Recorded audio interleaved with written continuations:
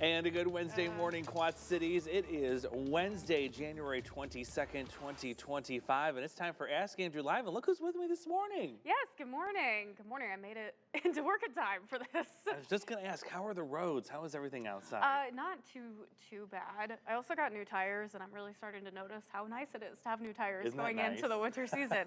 So, yeah, roads aren't too bad. I definitely, no hard left turns, no hard turns in general. Just take it easy. But obviously, we've been watching the I-74 camera, and it does look like someone may have gotten into a minor accident, so that might be causing some slowdown on that bridge so far. Yeah, gonna have to keep an eye on the roads, and I don't think it's just this morning we got to watch that. It's this afternoon too. If you're watching us during GMQC, James has issued that weather impact alert for the evening commute. The reason being is the snow this morning. It was that powdery snow because it's so cold. But we're going to warm up to near 30 this afternoon, and that's going to cause that snow to come a little bit more heavy with some water. And I imagine most of the pavement, whether it's a bridge or the ground, is probably still below freezing. Yes, so that will cause some slick spots, especially if it's that heavy wet stuff. Then you kind of have to worry about the iciness, the black ice maybe that you can't really see on the roads. So yeah, I would definitely say the evening commute, watch out for that a little bit more. And I will also say, it was 15 degrees when I walked outside this morning, and it felt way better than it's been, which is crazy as well. I know it's something when you step outside and the temperatures are still that low, but it's like, wow, it's not minus 20. Not bad. It feels like kind of balmy. You know? So we're going to be moving in the right direction here as we go throughout today, and even next week's looking really nice too. So. Thank goodness for that. So we got a lot to talk about today. We're going to talk about, of course, the big mess that's going on south of us, that snowstorm. You actually have some relatives that live near the coast that got snow. Yeah, so I have my uncle, aunt, cousin, they live in Beaufort, South Carolina. It's right next to Hilton Head, and they are right on the marshland, which leads right to the ocean. So the ocean's basically their backyard. And it's crazy. Sent me some pictures, like their dock that leads out, all covered in snow. They got mainly, I was looking up totals, and I saw some early estimates around 5 inches, which I would say that's probably a ballpark about what he got. But he talked about how it was like pretty icy snow. So what happens, with those areas, it doesn't get this cold like we're experiencing here. They were just below freezing, so they get that heavy wet snow, and it starts to compact, and that also can cause it to get a bit icy. Luckily for them, though, they'll be in the 60s next week, so this isn't going to stick around long. It's going to melt quickly, but I bet it was a shock to their system. And, we were talking yesterday about some of those areas in Texas and Louisiana. They were saying shelter in place because they have no snow plows, there's no salt. Most of them probably don't even have a shovel. A lot of them haven't even driven in conditions like this, so it makes sense to stay at home. And a lot of cars down there don't have all-season tires because they don't have to worry about that kind of stuff. So now that it's over, the cleanup begins, and we still see some crazy pictures come in. And we saw some that you showed me from your relatives, and we're still seeing some come in even to this day. So we'll get right into it. A reminder of how this all works. There's going to be a segment coming up in just moments after we get done with what's going on across the country. And of course, I'll go over today's question too, in case you missed it this morning. But right now we're streaming live, not only on the WQ88 Plus app, which is on your smart TV, but we're also streaming on Facebook. But if you're watching us via the smart TV app, there's no way to text on that. What you do is you send us a text message at this number here. It's 309-304-0888. And you text that number. Don't call it, because if you call it, you're going to get this lovely message that says, we can't accept phone calls at this number. We can only accept texts. So 309-304-0888, 309-304-0888 is the number that you want to do. Remember, we're keeping it weather-related only. As we always say, don't make it weird. We want to keep it weather-related only. So let's talk a little bit about that storm system, where it's at right now, where it's going to be heading, and kind of the setup to all of this. And Peter Warner did a great job putting some of these pieces together yesterday with his little piece that we showed this morning. There's where the storm is, and you've got rain in Florida. You've also got some snow off the coast now of North Carolina and South Carolina. Yeah. If you're near the ocean, you just look out and it's snowing. Isn't that something? And you think about the water temperatures. I mean, of course, they're significantly above freezing. So that's one of the other things we noticed too with the snow that was falling along the Gulf Coast, like you showed me with those pictures. And your relatives said it was that heavy, wet, almost like kind of icy snow. Yeah, which again, like when they were asking me, what do you think is going to happen? I said anywhere between 3 to 5 inches. That's kind of what I was thinking. But models were all over the place, and that's kind of what makes us so hard to forecast, especially in this region, because the snowfall totals are going to be so all over the place depending on how close you are to that coast.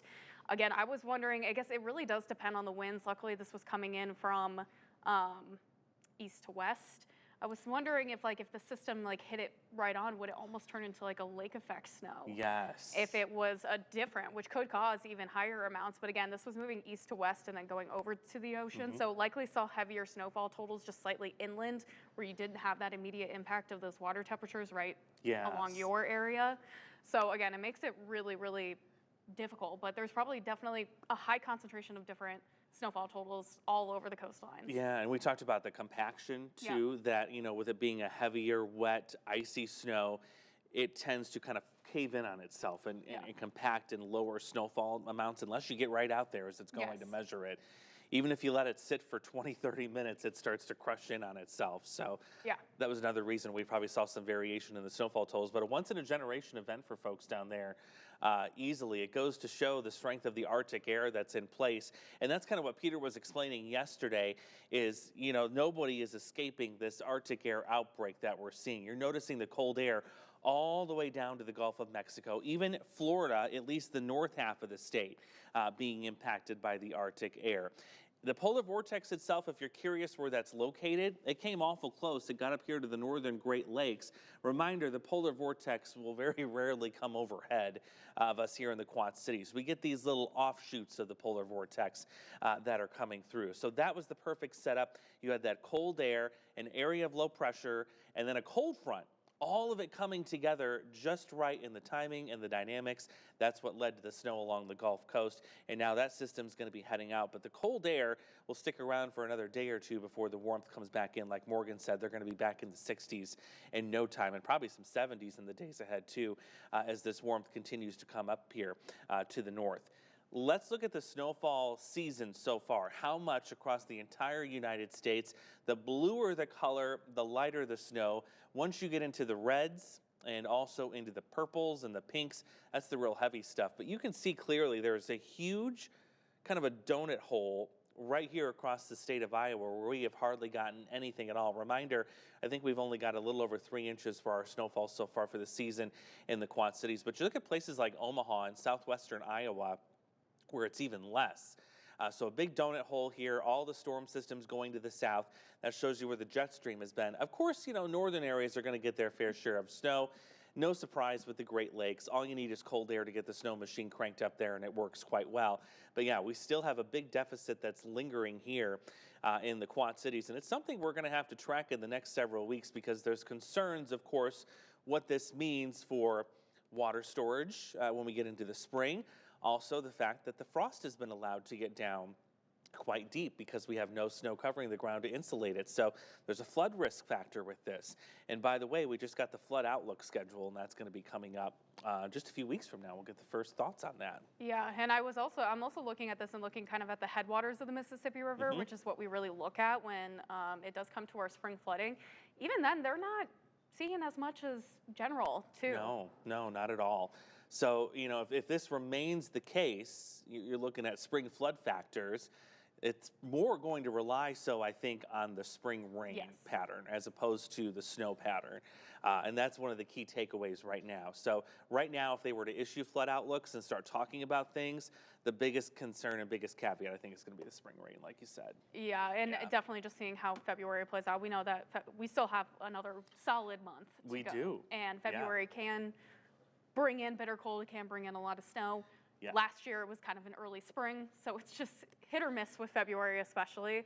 And March can even bring in snow. I remember one year we got 10 inches total in March. So there's still a lot of time to get some snow on the ground. There is, yes. And there's still time for it to get closer to my prediction. So far, you're winning kudos to Morgan, going with the low route. That was a smart choice, by the way. See, I didn't do any. It was quite literally just a guesstimate Yep. in terms of me being like, I don't want it. I don't want the snow, so I'm gonna be the lowest person. And So far, I'm winning. It has paid off It has. in dividends so far. So we'll see what the rest of the season looks like. But yeah, you're right about February. It's a wild card. Yeah. And I remember I was a student at Blackhawk here in the Quad Cities one year, and we had a sizable snowfall in early April. Yeah. So, it's not over yet. I know there's a lot of negativity on social media for snow lovers because you're giving up on the season already and you're saying it's not going to happen. But I'm telling you, sometimes patience pays off. There's a reason why Craig Hignite says gardening season, growing season doesn't start until after Mother's Day. That's right. Because Yep. it can still be pretty dicey. Past history tells us Yep. that's exactly what happens. One last thing before I get to our question from today. Why have we seen so much cold this January? This is something we talked about, I think, as early as late November, maybe even early December, about how this polar vortex this year was going to be weaker than what we've seen in past years, excluding 2019, of course, because we all know what happened there. But the weaker polar vortex, remember, it becomes stretched. And what I've done is I've drawn the outline of the polar vortex as it stands right now. And you notice it's not a circle. It's kind of more like a potato. It is very, very stretched vertically. And when that happens, we get these Arctic outbreaks that come in here. And boy, have they been potent. Thankfully, we have not had a repeat of 2019, but it has certainly given us some cold days, that's for sure. So something to keep an eye on. As long as that remains weak, we're going to be vulnerable to the colder temperatures, but there are signs it's going to kind of get a little bit of a break from us here in a while, coming up in a bit. If you missed the question this morning, I'll go over that really quickly. It was from Tom in Milledgeville asking about this planetary parade. Oh, okay. I know we saw one last year, but there's a difference in the one this year in that we get 6 planets instead of 5. Ooh, an extra one. Yeah, we get an extra one. And I'm trying to contain my inner middle schooler when I mention one of these planets because it's one we don't get to talk yeah. a whole lot about. But Uranus is going to make an appearance. We've missed it. Yeah, I mean, how often do we get to talk about that planet? Because it's so far away, we usually don't get a good opportunity to see it. But if you have a telescope or you've got a really strong pair of binoculars, you're going to be able to potentially see this in the next couple of weeks. So this is now through the end of the month. You get 6 planets that are going to be visible at once. It's not going to look like what you're seeing here in the picture. This is just for reference. But you'll be able to see Venus, Saturn, Uranus, Jupiter, Mars, and Neptune. You want to look in the western sky immediately after sunset. The Uranus and Neptune, those will be harder to see if you don't have a telescope. But if you do, take a look. It should be a sight to see. I remember my best buddy's got one of those big, powerful telescopes. Oh, that's awesome. And he showed me a view of Saturn one time, and it took my breath away. It's so cool. I've seen is one so Saturn cool. through a telescope too. It's Yeah. insane. Like you can see the rings. I want a telescope like that. It is so neat. It's awesome. Gonna need a third job to get one. I know. I saw the price and I was like, Yeah. okay. But yeah, it is cool to see. So, we have some observatories, not just locally, but in the region. So if you ever get a chance and they're having one of their open houses and they have some viewing nights, go do it. Yeah, It is take so advantage awesome. of it. Yeah, take very big advantage of that. All right, we'll start getting into your questions here, see what everybody's got for us this morning. We had some good ones last week. We were talking about like atomic bombs in the Arctic and Whoa. some other stuff. Yeah, I had to To do like a little disrupt the homework. cold? Yeah. I would say that's a horrible idea. Isn't that horrible? I know. I'm like, anytime you're talking about bombs, I'm like, no, I'm To out. modify weather? Absolutely not. Yeah. Okay, so from Brandon and Moline, how unusual is it for southern states to experience significant snowfall at this time of the year? It's very unusual. Yeah. This coastal snowfall, extremely unusual. Now, like Atlanta, I think more so recently over the past couple of years, they'll see their fair share of some snowflakes, enough to maybe close down businesses for a day. But for it to stretch all the way across from the Gulf Coast to the eastern coastline and bring snow to that area, it's a generational storm. It is. This is, once in a lifetime, once in a generation. I mean, we looked at the watches and warnings yesterday, the fact that Louisiana had their first ever blizzard warning ever. And it was the first, not only for the state, but it was the first blizzard warning to ever be issued along the Gulf Coast. That just goes to show how unusual this is. Yeah, but immediately my mind went to the thought of, is this the Day After Tomorrow movie? Yeah. Where, things just freeze over and nobody's Wow, safe. yeah. We're evacuating to Mexico and further south. And it's like, no, that's not what's happening.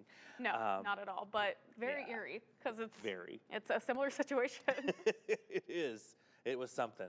One for the history books. We already answered this, but Dawn in Bettendorf, who is winning the snowfall predictions? It is me. Right here. But we got one more month. Lady who caught 2 tornadoes last year, might I add. Hey. She is on a streak. You know, next time the Powerball comes up, you're picking my I should. All right, Karen in Galesburg. Have any records been broken for single-day snowfall totals in the southern cities? I'd say yeah. Yes, multiple. Yeah. Multiple. Everywhere from New Orleans to Lafayette to Lake Charles, even all the way down into Texas.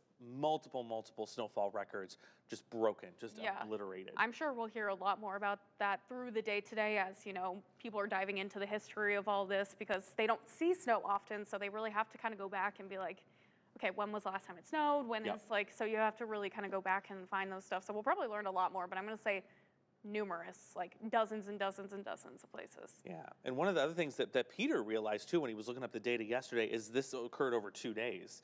So you have to look at a 2-day snowfall total to see what records were broken, not just a single, not just that only. You also look at the 2-day as well. And there's a reminder too, again, of all the snow that continues to go south of us. Look at all the green numbers from Amarillo, Texas to St. Louis to Atlanta. Meanwhile, everything negative here in the Quad Cities. Just remarkable. I know. My family in Indianapolis is sick of it. They're like, stop. But I was like, you guys can have it. We had 26 inches in 1 week last year. Yeah. So we did our time. That's right. We've been there, done that.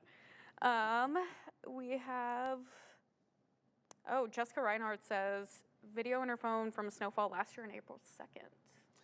You know what? I think I remember that a little bit, yeah. Don't. I'm having a little bit of a flashback right now, yeah. I'll have to go, I don't know. I think my brain holds on to the 15-inch in one day, and like that was it. Yeah. That's all my winter was last year. Oh, Larry watching from Phoenix. Oh, hey. He says, stay warm, Illinois. Phoenix is a good place to be. You know, Peter Warner's from Phoenix. Yes. Caleb in Muscatine, are we getting lots of snow today? No, not really. I mean, just a little dusting is all we're going to see this morning. I think some snow showers coming in this afternoon. Another dusting there, though if you live along the Highway 20 corridor further north, you could see a little bit more. Our in-house model has been kind of hinting at that ever since yesterday. I'll pull it up here for you really quick, and we'll load it into the big screen. There you see kind of this corridor right here along Highway 20 where 1 or 2 of those snow showers comes in a little bit stronger. 1 inch, 2 inches at most up there along Highway 20, but the rest of us, it's just a solid dusting coming in this morning. And that's been the other remarkable thing is we have not had a big one-sitting snowfall. We have not. This has all been piddly little bursts of snow with these clippers. Yeah, and honestly, a big testament to that is because this has been a pretty chilly winter so far. And cold air just, we've talked about it, it's denser, it allows for a lot of sinking air. You notice whenever we get these really cold stretches, we're nothing but sunshine during them. And that's because there's just no lift. Water content is really minimal in cold air. So it just, even when we do get systems that interact with this cold air, it just really cannot squeeze out that much moisture. So we just get these small little snowfalls like we've been seeing. Yeah, we want, you know, we want some warm air. We don't want a ton of it, but we want at least temperatures that are in the upper 20s, low 30s to be able to squeeze in a little bit more moisture, but we just haven't been able to do that so far. Laura says we had some wet snow this morning in Rock Falls and then it was dry. Interesting, so wet to start and then dry. Yeah. Especially considering temperatures this morning were right around 10, 12. Very cold. Unless, I don't know, if it was on the pavement, I'm guessing it may have hit. Yeah, maybe if it was treatments. Some of the brine, maybe that's still on the road. But yeah, should have been powdery for the most part this morning.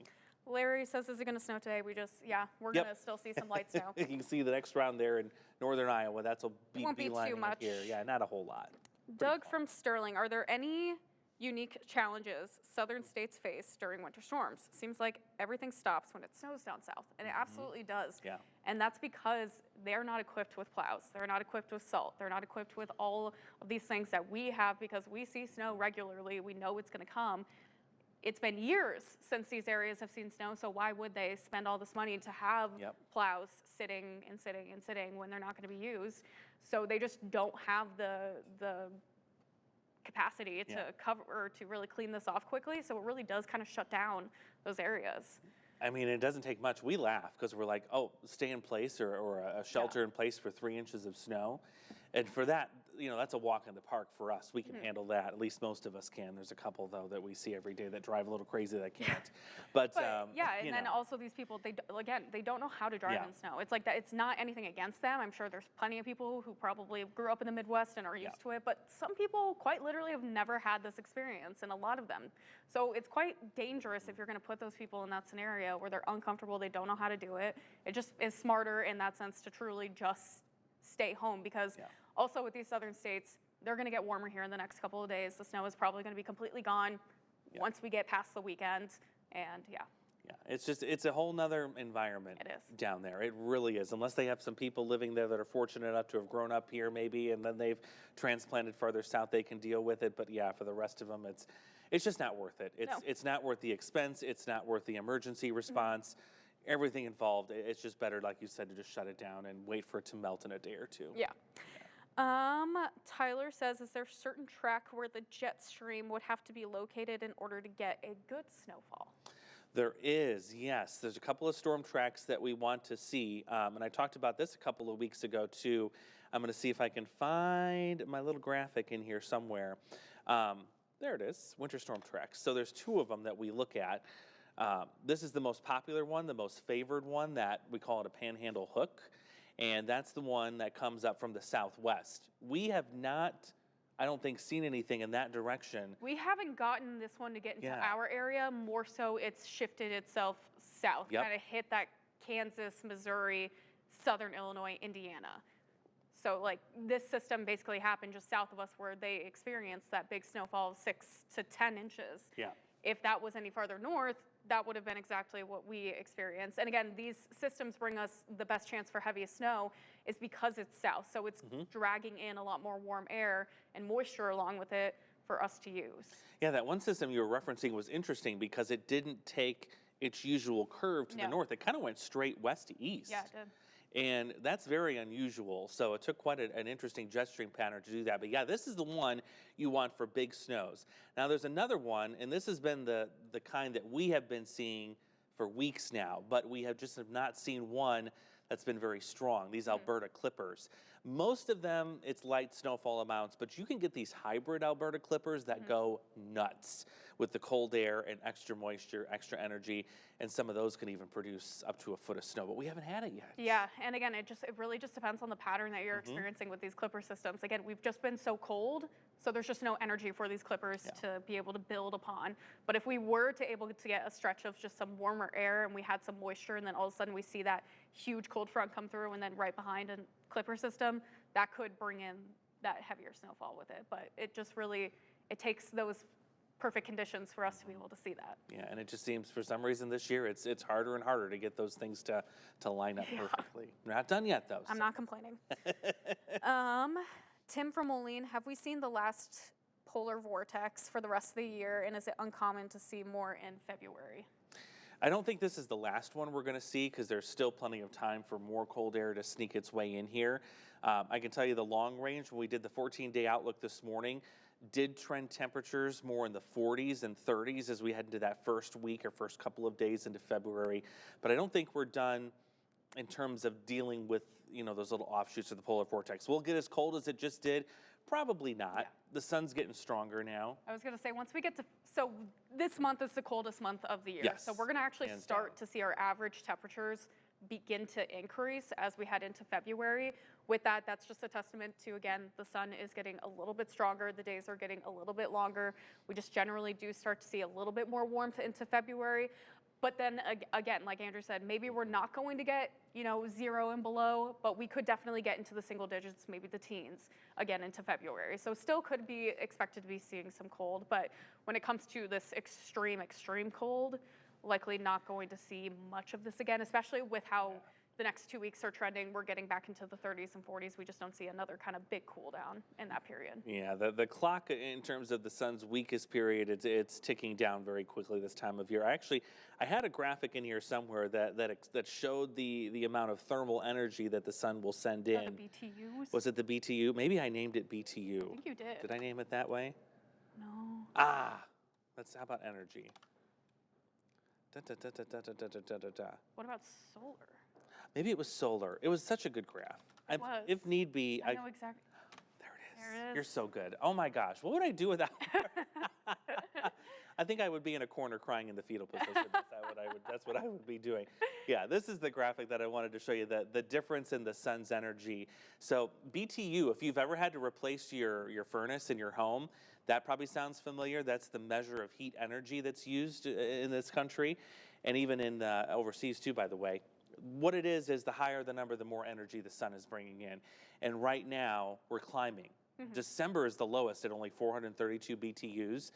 But look at that. We've gone up 100 here for January, and next month we go up even more than that at 800. And look at March. Yeah. My goodness. Really start to climb. So yeah, again, that's kind of just showing that we might not get super, super, super cold again, but still could definitely see those outbursts of the weaker polar vortex and bring in some chilly air in February. But again, it's something to watch. Yeah, absolutely. Good question. I love that. Yeah. Really digging into the science there. From Teresa and Clinton, how does the time of day affect snow accumulation and road conditions? Very good question. So if you've got, say, I would say an early morning snow event, I think that's a little bit more impactful than a later day snow event because, of course, you're dealing with the coldest part of the day. The pavement's had a chance to cool down. The ground has had a chance to cool down. People are rushing to work. People are rushing to work. Exactly, yeah. Whereas the daytime, things have warmed up a little bit in most cases. Even if you have some sunshine, that helps warm the ground and the pavement up. So really, it's the overnight events and into the early morning, I think, that are the most gangbusters when it comes to maximizing that potential. Yeah, I would agree with that for sure. Yeah. Kelly in Rock Falls asks, it has been a long time since the ozone layer has made the news. Can you speak to the change of weather patterns in relation to the status of the upper stratosphere?